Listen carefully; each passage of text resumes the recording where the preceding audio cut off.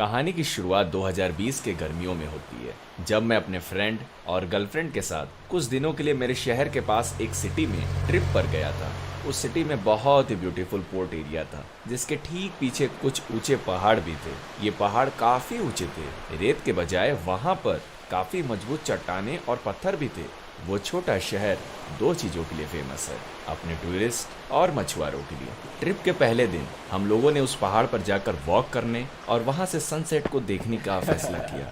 यह शहर एक बहुत बड़े समुद्र के किनारे बसा है, जिसमें हमारा होम टाउन भी आता है। हमने देखा कि एक बहुत बड़ा ऑयल टैंकर, जिसे फर्जी डॉक्यूमेंट्स की वजह से काफी सालों से उसी समुद्र में रोक कर रखा गया था। उस इलीगल शिप का कोई दावेदार नहीं था और उसके सारे साथी शिप को छोड़कर जा चुके थे, इसलिए वो वहां पानी में काफी सालों से फंसा था।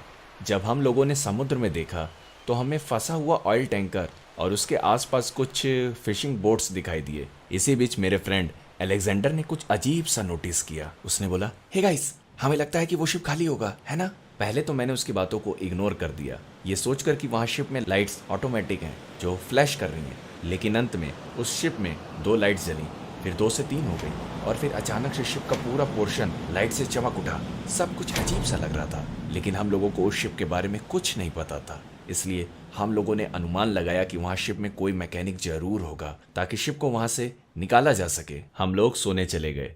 मेरे सभी फ्रेंड इस इंसिडेंट के बारे में भूल चुके थे, लेकिन मुझे कुछ गड़बड़ लग रही थी। ये बात बार बार मुझे परेशान कर रही थी।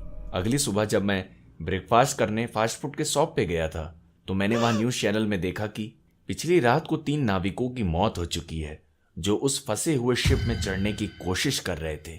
रिपोर्टर इस केस को बहुत बारीकी से समझा रही थी। रिपोर्टर ने बताया कि उनमें से 2 लोगों की मौत गला कटने से हुई थी, जबकि तीसरा इलेक्ट्रिक शॉक से मरा था। क्या जो कुछ हम सब ने देखा था और सुना, उसका लेना देना इन तीनों नाविकों की डेथ से था, या केवल ये एक बुरा इत्तेफाक था? शिप में लाइट्स क्यों जल रही थी? नाविकों का गला काटकर किसने मारा?